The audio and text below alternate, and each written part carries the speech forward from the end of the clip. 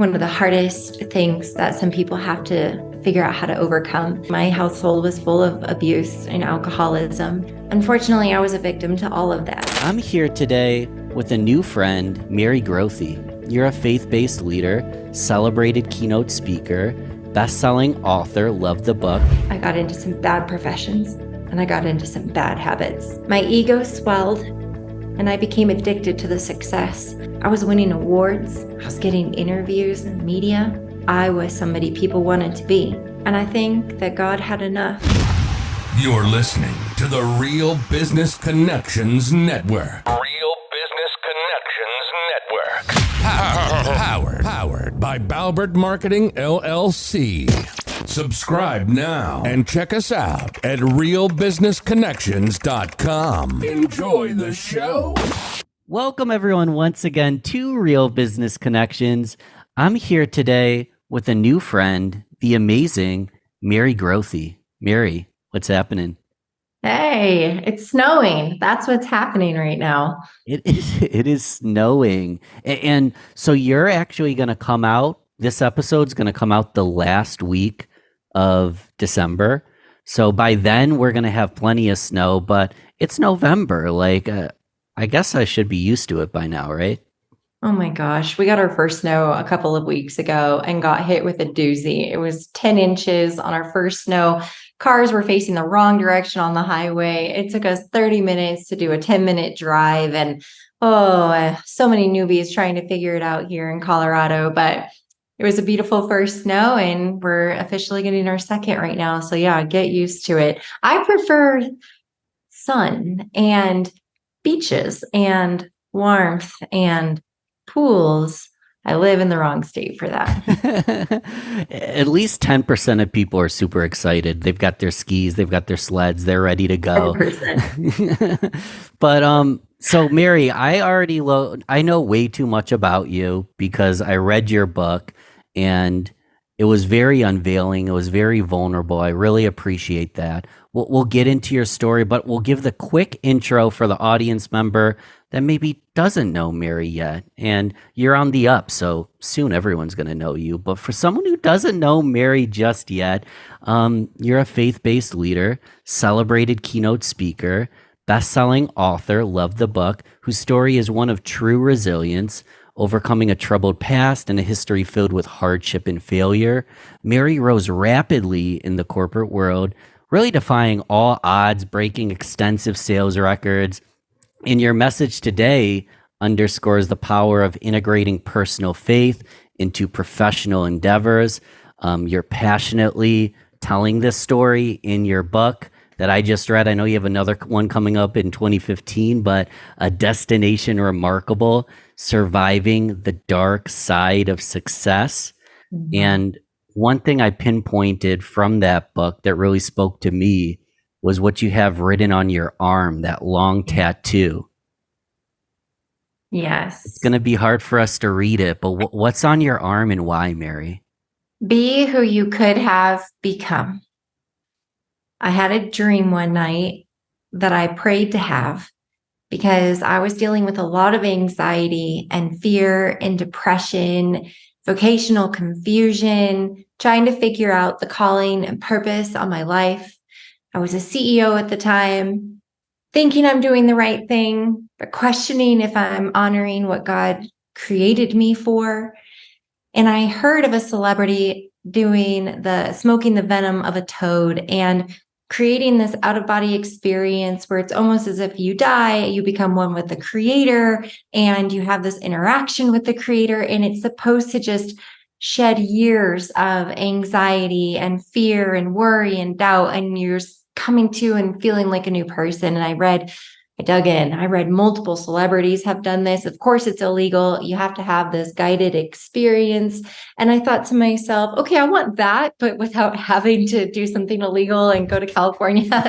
So I prayed and prayed and I prayed for that same experience. And I had a dream. I had an incredibly vivid dream. And in that dream, it was my husband, myself, and my son. And you know those old cartoons where the bazooka and they'd shoot and the bodies like holes. And we were all cartoon characters, and a cartoon came in with a bazooka, fired the gun, and all of our outward bodies did like the like deflation, right? The hole burst open and we all deflated as characters.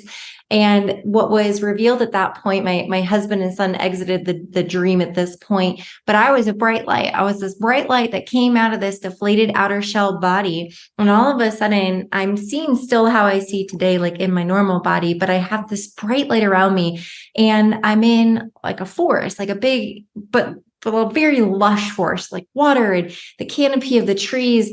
And all of a sudden, I'm standing here face to face with the Creator, with God Himself, not in a physical form, but in a spirit presence. And He says, clear as day to me, that we will meet again and we will have this conversation again. And He will reveal to me what could have been, and that He was preparing me to avoid the biggest disappointment and regret that I would have, is when He reveals to me how easy it truly was to follow Him and further the kingdom, and to unapologetically lead people to Him, and would help me see how hard I made it. And that the biggest regret I would have in that moment was that I thought it was harder than it was, and that I wasn't going to be carrying out the calling on my life and stewarding what He had given me with this platform and everything else that He has given me.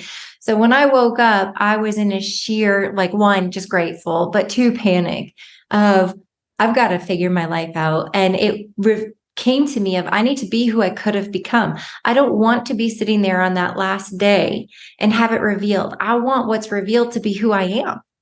I want the Lord to say, good and faithful servant. I'm in corporate America. I just sold my company. I'm a former CEO. I'm a full-time chief revenue officer. I'm not in ministry.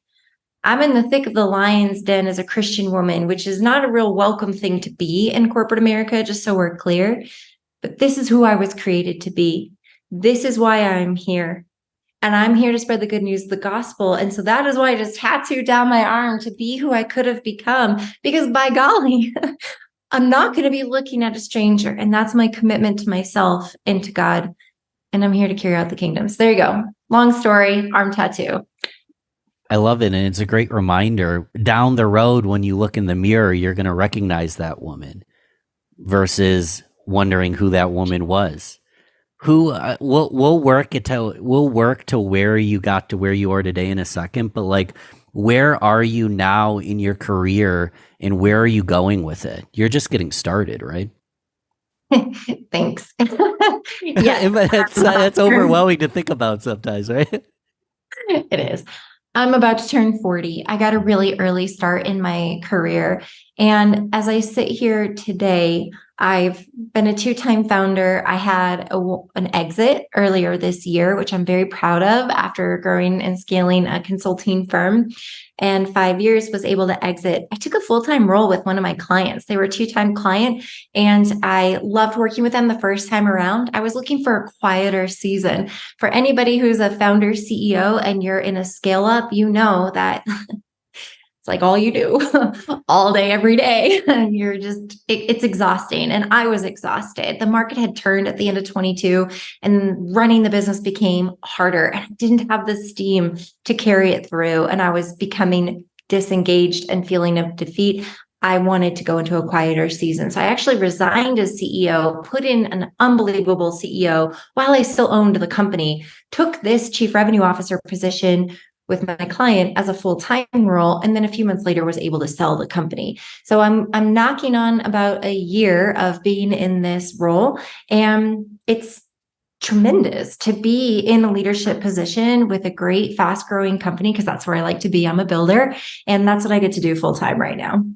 You get to build, you get to scale, you get to help drive revenue. You're good at that. It's fun. It's a bigger company than what mine was. Not much bigger, but it's bigger. We're on the 20 to 50 million scale journey, and I like it. And you're doing great, but it wasn't always pretty. People like to sometimes make it seem easier and prettier than it is. You know, got in trouble when I was a kid, found God, learned sales. Now I'm wealthy. It's really not that simple, is it? Well, when you were a child, where did you feel like you were going to be? Did you want to be an astronaut, a ballerina? Like, where did you feel like Mary would be when you were a child? Yeah, 100% ballerina. I grew up in the performing arts. My dad was an opera singer and an actor. He's been in a lot of big movies. And my mom was a choral director and a pianist, classical pianist. She's brilliant on the piano, so talented. And they formed a performing arts school when I was 3 years old in Northwest Indiana. And I was the first student to sign up for ballet, and I loved it. That became my passion. I also started acting and singing at a very young age and performed in several musicals and theater productions as a very, very young child. I grew up on the stage. I think that's why I enjoy being a public speaker, a keynote speaker. It's great for me. I have a lot of comfort on the stage. I get a lot of energy from the audience reaction, but I've had that since I was a wee little one.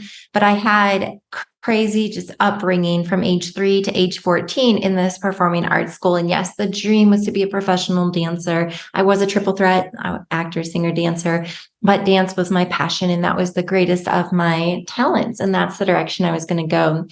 That's the glamorous side of my childhood. The not so glamorous side was, unfortunately, my household was full of abuse and alcoholism and demons.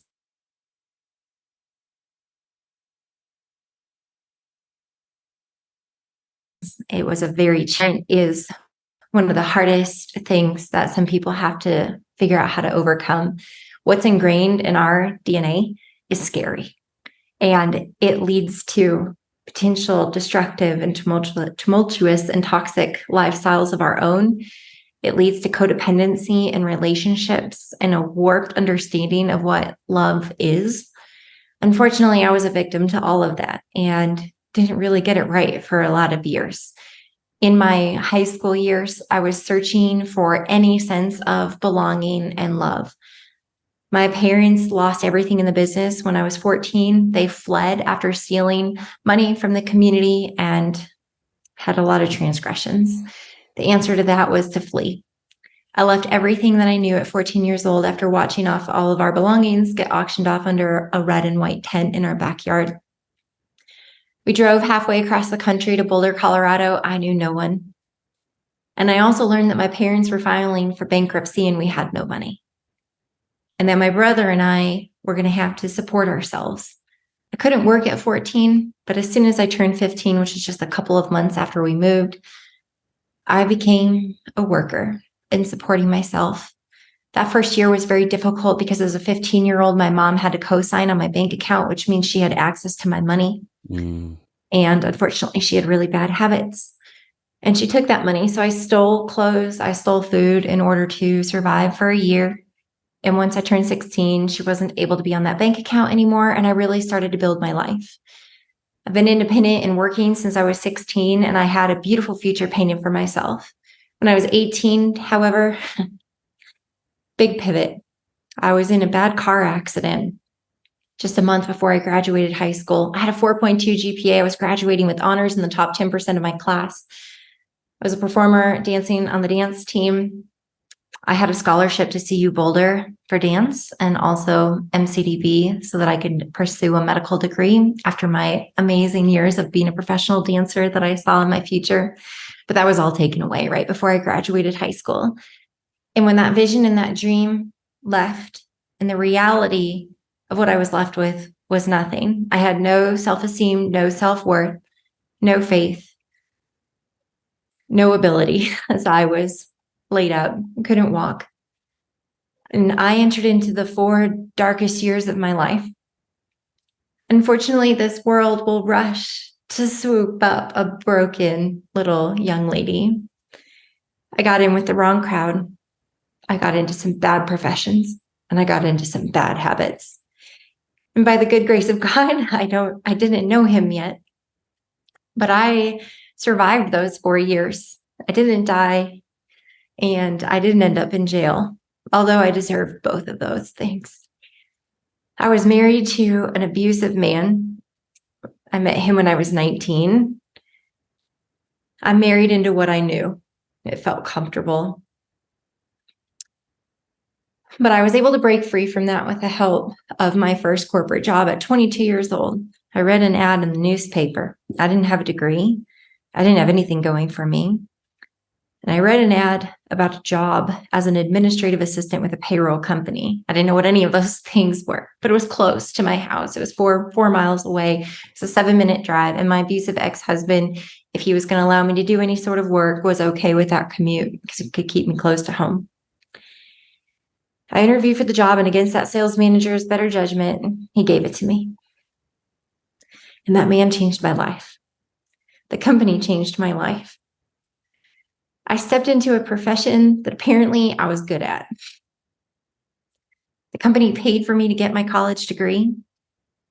That manager and another manager in the company moved me out of my house with the abusive ex-husband and set me into a safe zone, paid for the attorney to work through my divorce, and helped me get my legs underneath me. It was really well timed with assumed promotion into a sales role and not just a sales assistant, which immediately came with an increase in the base salary. I bought a really nice looking suit. I went to corporate for 2 weeks. I did my training and I came back and my life changed. I became the #1 rep in 30 days. My quota that year was 150,000. I sold 758,000 in revenue, which is more than #2 and 3 combined. I made more money that year than I knew what to do with. Thankfully, I was coming from poverty, so I knew how to save and be smart. Unfortunately, bad habits came back. My ego swelled, and I became addicted to the success. I had so many holes and wounds inside of me that I never took time to heal. And all of a sudden, I found out I could sell and that I can make money and that people liked me. I had the rankings, the recognition, the crystal, the awards, the award trips, the happy hours, and a bunch of people wanting to be me. No one had ever wanted to be me up until that point. But I was it. I made it. And I became addicted to it, and I turned into a bit of a monster. I became an alcoholic, just like my mother. Work hard, play hard. And I led myself into a very destructive lifestyle. I ended up leaving that payroll company after 2 #1 finishes. I took a VP of sales and marketing job with one of my clients because my ego was so swelled. Oh, if I can do that, look at what else I can do. And guess what I did? I did. I was successful. I helped scale a company 4x in 7 months. Sounds more impressive than it was. They were small. But I started my first company at age 28. I'm like, if I can be a #1 salesperson and scale a company, I can be a thing to a lot of people. And boy, did that feel good to all those holes and wounds that I had. So I started my first company at 28, and I set on the journey to help 36 entrepreneurs scale their companies, help them with their business plan, their go-to-market, help hire people, help them become profitable. And boy, was it fun. And, as soon as I was done working for the day, and not even always when I was done working, but I'd start with those martinis, the Cheetos, the destructive personal behaviors I had on dating apps, and always having a pipeline full of dates. And I'd pass out drunk and wake up the next day and think I was so impressive. And I had all these people who couldn't believe I wasn't even 30 years old yet. And look at the life and the career that I had. I did everything that the world was feeding me, telling me I was going to be something and be someone. I was winning awards. I was getting interviews and media. I was somebody people wanted to be. And on the inside, I was a broken, devastated monster. And I think that God had enough, because he has such good plans for me, as he does for everyone. And it was time for him to wake me up. And on May 25th, 2012, I went out for a night of partying, celebrating a really exciting day, all the success I was having with my clients and my company and all the money I'm making. And I go to the bar in some crop top t-shirt and my low-cut jeans, singing karaoke, acting like I'm just some goddess. And I was humbled that night when I got behind the wheel of my car and I drove my car into my neighbor's front porch. That moment of panic set in when my car was high centered and I couldn't, over a retaining wall, and I couldn't back it out. I couldn't hide what I did, just like I had been hiding the bad behavior that I had had had for years prior. And my darkness had to be exposed. And I'm so grateful for it. As I sat in jail with contusions and a concussion, as I was sitting sobering up and facing the reality that I had to face, finally had to face my issues. And as hard as it was, I was so grateful that that day had come because I was exhausted.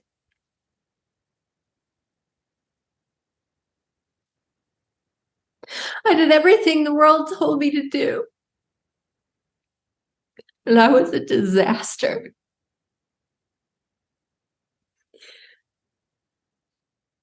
And I sobered up and I paid all my fines and I did my community service and I wore my ankle bracelet and I had a breathalyzer in my car, just so embarrassing. And I did my time. I went through therapy. Praise the Lord. I finally understood how I was raised and the effects of that. And being raised by an alcoholic parent, I finally was able to identify and see and understand the holes and wounds that were inside of me and how I was trying to heal them through things that would never heal them. I finally started the path to gain clarity and take the clutter and crap out of my life. And then my girlfriend invited me to church. And I thought, why not? You know, I've exhausted everything else. Why not try? Why not go to church? And leading up to that was Christmas Day, same year, 2012. I woke up in the morning and I was ready. I was ready to live my life different. And I went to my friend's house, who was a former pastor, and I sat outside texting awkwardly. He's like, "Where are you? And what are you doing?" It's like, "I'm outside your door." And he let me in and I had nothing left. I could barely walk. I just was on my knees on his entryway. And I said, there has to be a different way to live.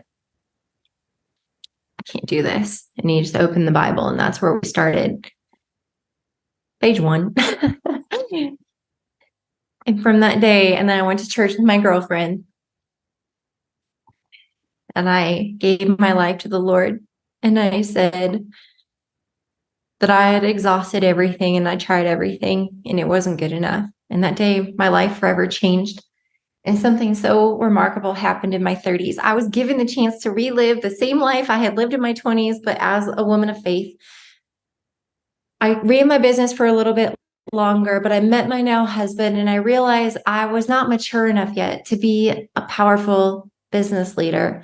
And I needed to gain more experience. So I closed down the business. I went back to the exact same payroll sales job with the majority of the exact same people, same territory, same clients. And I came back as a changed woman and I redid my career. As a woman of faith, I honored people. I didn't steamroll over them. I didn't manipulate situations to gain a good outcome. I did it honorably with integrity. I had a phenomenal 3-year sales career. I sold millions in revenue. I got married. I had my baby and I took a 6-figure commission check and I was given the opportunity to start my second company, this time with the Lord by my side. A lot more maturity and wisdom and experience, and we knocked it out of the park. I started this company. I scaled it to $5 million in 4 years. I had 28 people at the peak. I never took on debt. I won awards. That's not to say that there weren't dozens more ups and downs, but I got to tell you, it's far different navigating challenges with the Lord by my side and the Holy Spirit in my heart than trying to do it on my own. And even though I had rough days, those were some of my favorite days because I was in such companionship with our Creator. And I have never felt more loved and supported and carried through that. And I'm a firm believer that I can't be who I'm meant to be in the next stage of my life if I don't go through the refinement that I need to go through now in order to be the next version of myself. And then at the end of the day, I'm on a path to be who I could have become, right? So that gives you a little bit more of the background of the success and how I got through it. I teared up. Thank you for sharing your story. So did I. One statement you made that I loved was my darkness was exposed. And I think you having the authenticity to share that and share your story, just in you telling your story, helps people like me, possibly the listener, start to expose their own darkness. And you mentioned you did a refinement process. God played a role in this. Yeah. So did Mary. Yeah. Tell us a little bit more about what that refinement process looked like, because when you mentioned how you went back to the same company, I was immediately nervous for you. I'm like, you're going to go back to the culture that led you, and it's nothing against the company. It's just you were in that circumstance and things went poor, and now you're going back to that circumstance. Some people might feel like that's playing with fire, but you were doing a refinement process. Yes. You could just pick a single day. I think it's fun to get really microscopic. What would a day look like, and how was a single day different than it would have looked 5 years prior? A single day when I took that payroll sales job back over, it was so different in how I even started my day. Prior, the first time I did that role, I woke up with so much survivalist mentality that I needed to get to the office as fast, as quickly as possible, to run through my tasks so fast so that I could have as much free time as possible to do revenue generating activities. The fear that I had of not succeeding, not winning the day, was what fueled the intention and the activities. I was coming from a scarcity mindset, which a lot of people will write about a scarcity mindset that it actually doesn't yield good outcomes. But my scarcity from a survivalist viewpoint was the fear of, if I didn't overperform, overachieve, overdo everything, then I wouldn't win the day. And so I was always unsettled, nervous, anxious, and constantly striving, which is exhausting, but it worked for me for 5 years. When I was in my early 20s, I had a lot more energy than I do now. By the way, was Mary, okay. most people couldn't do that. You are a rare breed. Most people would burn out, and your success in itself is a whole nother conversation. I think you're a rare breed. I think you're incredible. But I want to pinpoint, most people are like, oh my God, I would crumble. I would crumble, Mary. I can't believe you did it. Well, look, I've been told that by managers, mentors, peers, that I'm a different breed. And I understand that. But, I am only who I am. And I Yes. don't know a different way. But I Yes. have had to dial it back for a lot of people that I work with. One of the biggest mistakes, I'll get back to your answer in a second, but one of the biggest mistakes I made when I built my company was I thought other people were like me, and I would build performance expectations around this level of activity and hustle and grind. And when I realized the average person truly can't operate at this level, my numbers were off, my forecasts were off. And I realized I needed to build projections differently when it wasn't me and it was others. And that was a hard realization for me, because like I said, I am only who I am. And this is only how I know how to get work done. And it's weird for me when other people don't do it this way, even though it's weird to them that I would do it this way.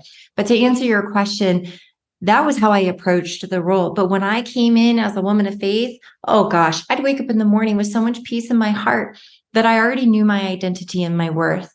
Whether I was successful today or not, that was just what was going to happen today. And that was already written.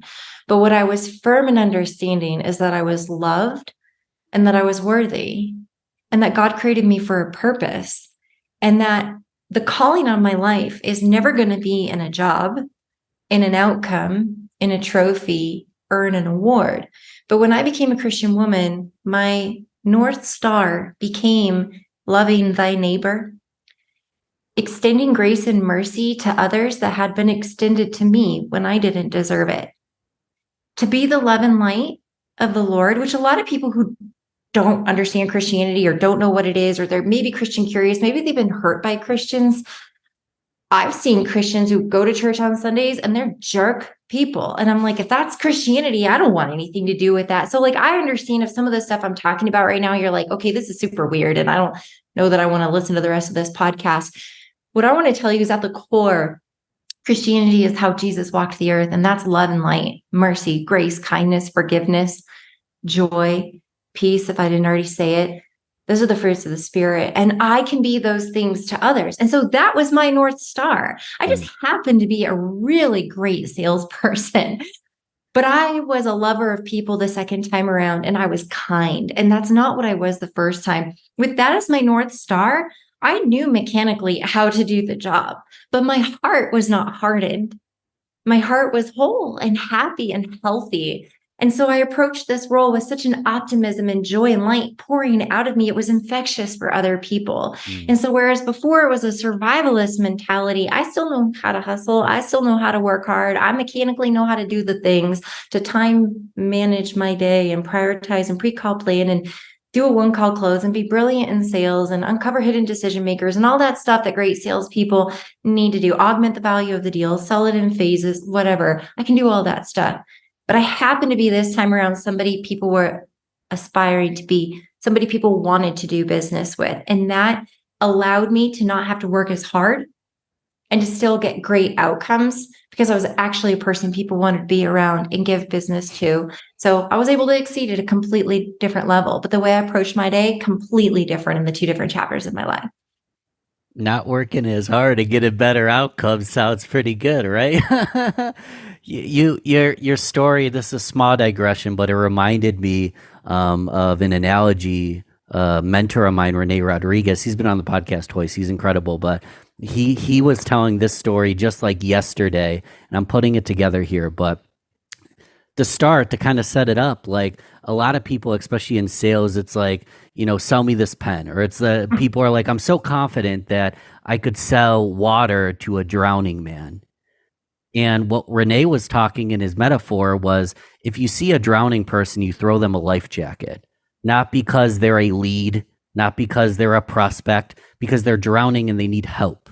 And what happens when you throw someone a life jacket because they need help, you help them. And the moment you need a life jacket, they throw you one. So everybody here, not everybody, but a lot of people in sales are thinking like, how do I learn how to sell water to a drowning man? What you're talking about is, how do I learn how to give people more life jackets? Yes. And if I give more people life jackets, I'm going to have a prosperous life, correct? So beautifully said. Yes. Let's do it. I took it from Renee. I'm wondering, because another thing we kind of digressed, but you talked about like the shoulds. Like, I'm this way, so my team should do it this way because I'm this way and I understand this. And even like I'm going through this right now. So if you saw me 6 months ago, I was a hot wreck, but I was a mess, but I wore a great mask and I looked awesome on social media. And at the time of this recording, I'm just over 75 days. Wait, I'm over 100 days sober. I've been with a personal trainer just over 80 days, and I feel great. And I started to realize that I can go to a happy hour and not drink. Oh, yeah. I can go to a concert and not drink. I used to binge drink. And there's a lot of shoulds. Like, if I'm going to happy hour, part of the custom is to drink wine, to have a cocktail. You want a high-end bourbon. Part of going to a concert, that again is shoulds. It's, I should drink here. People should be like me. I'm just curious from your perspective. I know this is a random question. Like, where do you go to for answers now? I presume God. What does that process look like, though? Like, because people are going to tell you things. This is my point. People are going to tell me things. People are going to tell all of us things. How do you discern and make the right decision based on who Mary is, who Ben is? Let's talk about discernment. The first place that is so good to go look, that was a big learning experience for me, was in the Bible. I used to mock Christianity, and I had never cracked open the Bible. You would have never have seen me reading that. I thought it was just a whole bunch of words I wouldn't understand, written in like Shakespearean language. And when I opened the Bible and started to read it, it was profound to me how good it was. I'm like, no wonder they call it the good book. Specifically in Proverbs, I can get lost in Proverbs because it is the guidebook on how to live your life in a very honorable way. it helped me understand what was full of wisdom, what was full of foolishness. It gave me such black and white, clear understanding of what was honoring to God and what was not. That became my truth for discernment and understanding the value of weighing the options and the decisions and the choices and the decision that I had to make. Also discerning, I'm an idea generator, I'm a visionary. So discerning all the flood of ideas that I get all the time, which happened a lot when I was running both of my companies. It happens a lot right now, but I have more guardrails around my visionary abilities in my role. But the Bible was always good for me because I wanted to ask myself if it was good for me and good for others and honoring to the Lord, and would it move the needle in what I had in my life at that moment in time.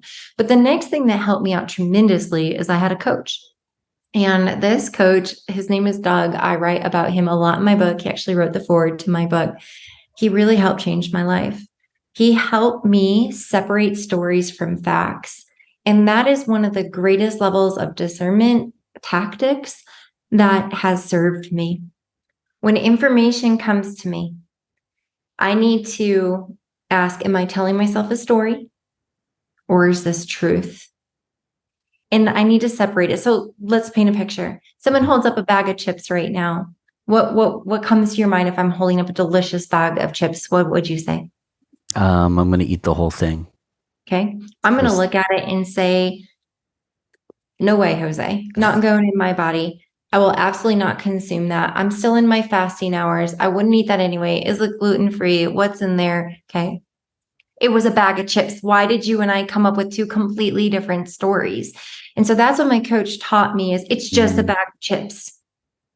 Everything else that comes after that is being fabricated in my mind, and that can affect our discernment. There's also, when we use discernment in different scenarios, let's talk specifically about making a decision to do something. The decision to actually do it is very emotional, but once you've made the decision to do it, then you can go into a clear mindset of the how is it going to get done and get accomplished. There's discernment on both sides of that. But what I have found is great discernment in the front part, should I do it or not, is the part that is so critical, because we were talking about the shoulds, right? How do we have that discernment? It's right there in the most meaty of the emotional states that we can be in, that if we can separate the story from the facts and understand the impact of the decision, if we choose to do it, what are the long-term consequences? Because ideally, if we know that there sometimes are shorter-term consequences that have greater long-term gain, and vice versa. So if I am in the moment, I have no self-control and I want to indulge and I'm going to eat the bag of chips, that unfortunately, that type of lifestyle and behavior can lead to an outcome that I don't want and has longer term consequences. But if I take the consequence short term where I have to turn down something I really want and I can get through that emotional moment and I have the discernment to say, just because I can doesn't mean I should. Just because I can eat the bag of chips doesn't mean I should.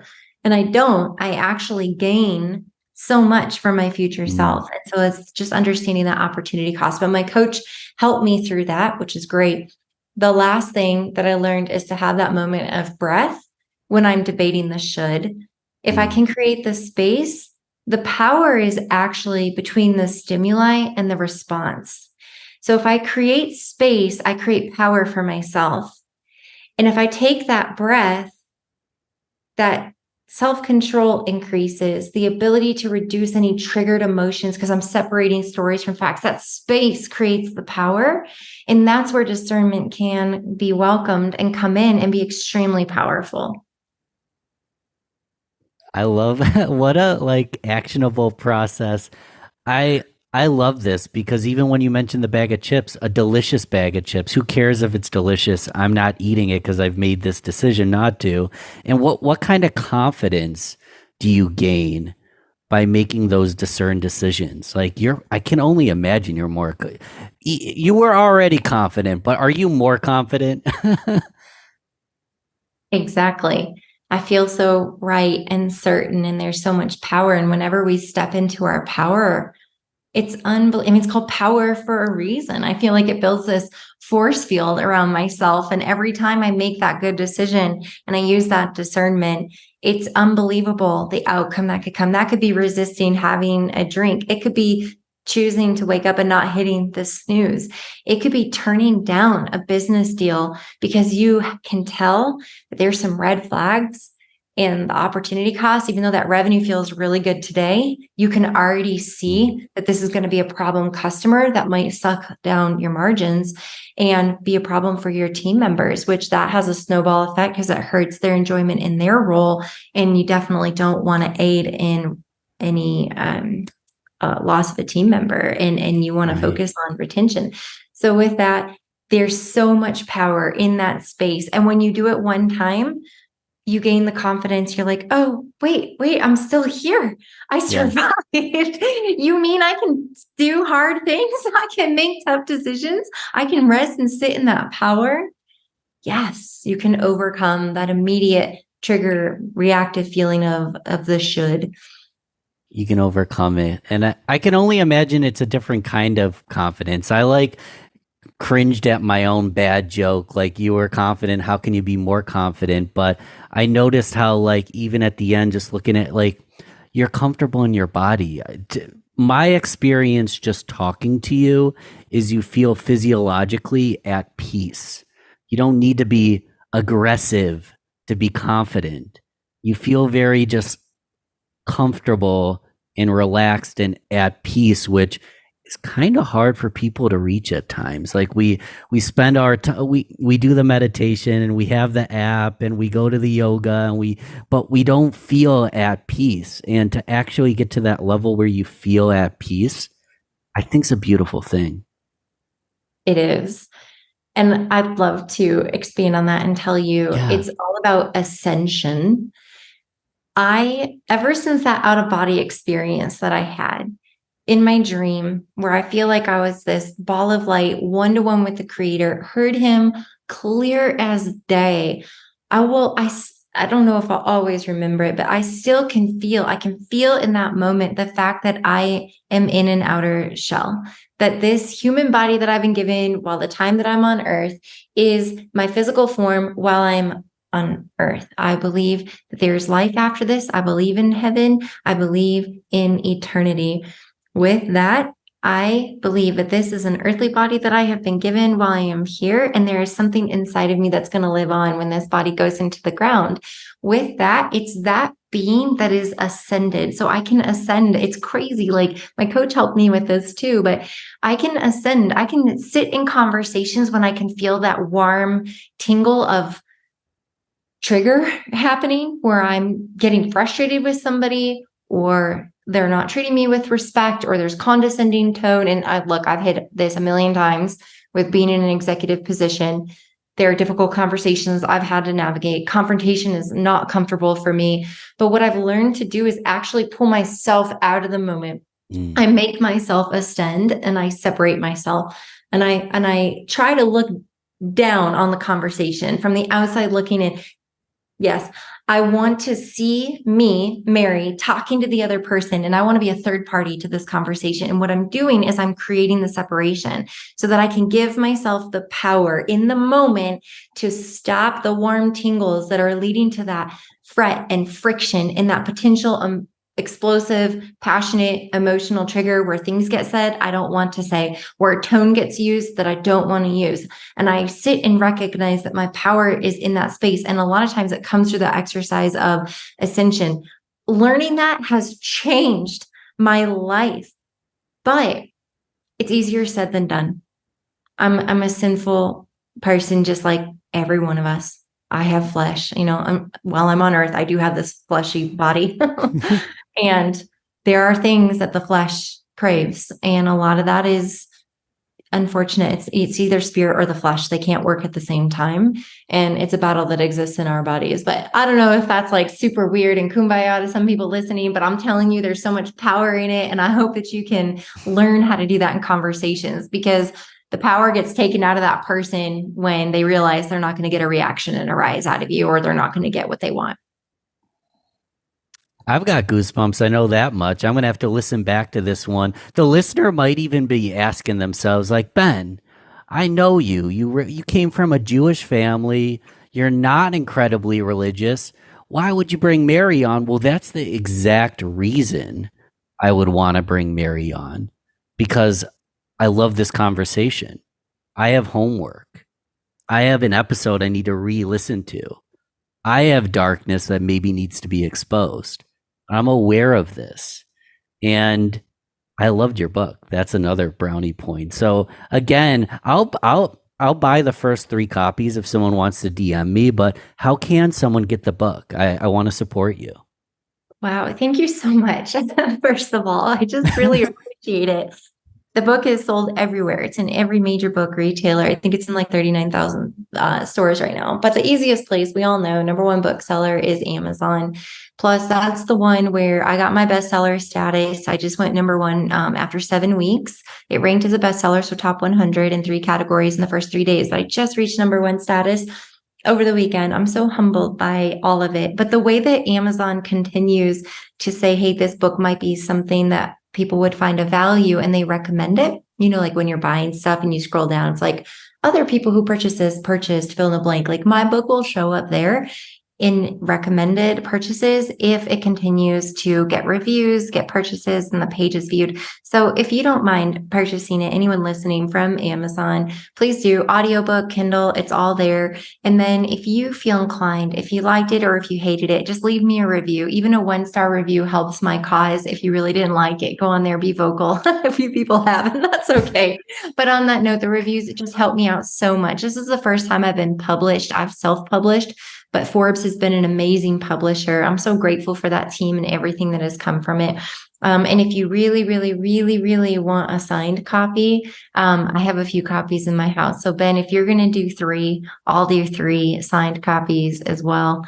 And I'll get those shipped out. So just let me know. And you can find me on LinkedIn, Mary Grothe. Send me a message there. There's show notes. You can go start tapping those babies, but you can also send me a DM, or Mary just mentioned, connect with her on LinkedIn, give a friendly hello, just tell her how, you found her, and she's open to have a conversation with you. So we usually do a rapid fire at the end, but we're rapidly coming to a close because I wanted to give you time for the story. I have the rapid fire round is just random questions. I have one specific one, though, that I wanted to squeeze in at the end here. Out of all the stuff we talked about, and maybe the stuff we didn't talk about yet, what would you define as the proudest moment of your career?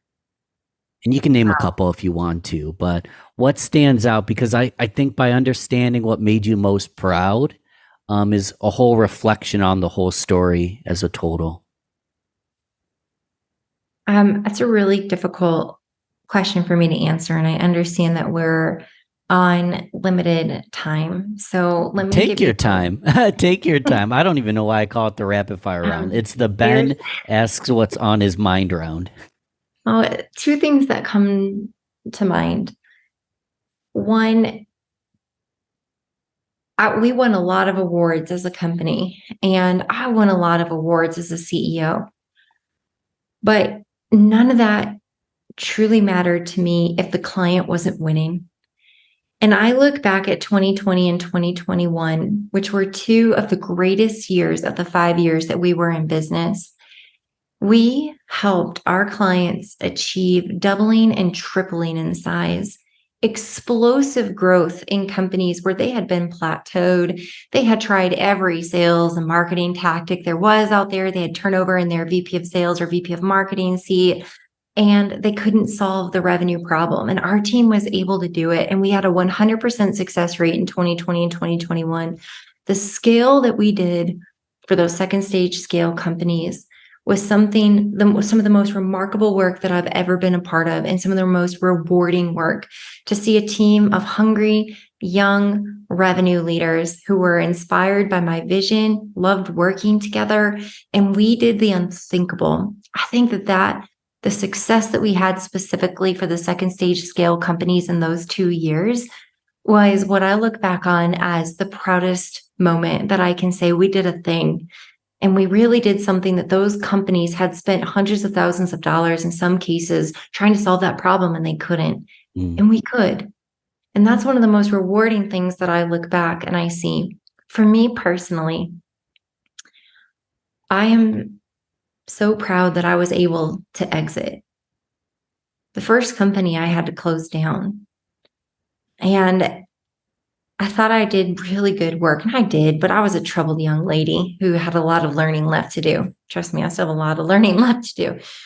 But the second time around, the fact that I can officially say I founded, scaled, grew a company, and officially exited in 100% stock purchase, and they have a new owner and a new CEO, two different people, but they're just flourishing. Like, to see that helps me feel like some of those hard days were really worth it. And I get to say that as against all odds, a young woman CEO, founder CEO, because women companies, less than 1% go over $1 million. And at our peak, we got it up above 5 million.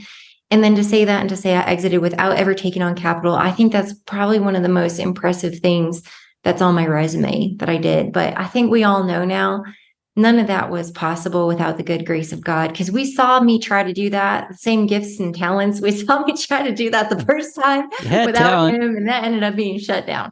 The second time around, it was with him. And you had asked me earlier in this interview about refinement. Yeah. I stayed true to it, even in the hard days when I wanted to give up. With the Lord always by my side, I never felt alone, and I always felt capable, because he can do remarkable work through me if I invite him into my life and let him do it. And if my heart is for him, then he'll give me the desires of my heart. And he is my heart, and my heart is for him. And so he knew at the end of the day, what I was seeking was not fame, glory, or a lot of money. It was to do right by people and serve people and love people, do remarkable work. That's what it says in Colossians 3:23. Whatever you do, do it with your heart, not for man, and you'll inherit the kingdom, and you get that eternal reward. And that's what I'm in it for. Like, money will come, success will come, recognition will come. I don't live for that stuff anymore. Yeah, it feels good, and I'm still working on the fleshy side that likes it. But the biggest win at the end of the day is I did it with him, and we got a really great outcome together. And I hope that that's inspiring for people to realize there's a different way to live and a different way to do business. You inspire me, Mary. Will you come back when you drop another book in 2025? If you want me back, I will be back. Is there a name for it? A name I love is Unthinkable. How a woman accomplish. The thought in my head is you're accomplishing the unthinkable. Yeah, thank you. It's probably not the name of the book, but I think it would be a great title for you. The two working titles right now would be Scaling Faith, because what I've known for and what I did is scaling revenue. And I've been on so many amazing stages with my keynotes about building holistic revenue engines and scaling revenue. And I love that, but people know me for that. But now as a faith-based leader, and where I'm headed with my message, it's scaling faith is what is on the table for consideration. But at the end of the day, if I had to think about my uniqueness, and the one thing that is so different about me is I'm fearless, and I'm willing to lose it all because I already have everything that I need. And there's an aspect about how fearless I am. I am such a risk taker. I'm a crazy woman, and I am fearless in my faith. And I believe that being fearless in faith is what a lot of lukewarm and closet Christians are looking for, because they are not sure. They've been under discipled in how to be a Christian in the workplace. And it's weird, and it's hard, and it's taboo, and it's unwelcome. But that's being Christian isn't walking around with the Bible and quoting scripture and asking if people want to be saved today. It's being kind to people and loving them and serving them and extending that mercy and forgiveness when they don't deserve it, because it's been extended to us. It's being the hands and feet of Jesus. It's washing feet rather than throwing stones. It is a way of living where others' lives can be forever impacted and changed, and we can be the catalyst for that love and light. That is fearless faith. That is a Christian in the workplace. And I really feel like between those two working titles, that's where I'm going. But hey, I guess people will just have to follow and figure out which one I end up going with. I'm looking forward to it. And everything you just said applies to non-Christians as well. If you aren't a Christian, why are you throwing stones? Is it that simple? I feel like everything that we need to know has already been taught, and we're just relearning it a time and a time and time again. Dang, I'm about to go another hour with you. Is there anything we missed other than everything and nothing? It was incredible spending the time with you. I had a ton of fun. Ben, thank you so much for reaching out and having me. This has been an absolute pleasure. It's such an honor to be in front of your audience. I definitely recommend people follow and connect, and I hope that we can continue the conversation in a future episode. We'll talk soon. Thanks, Mary. Thank you.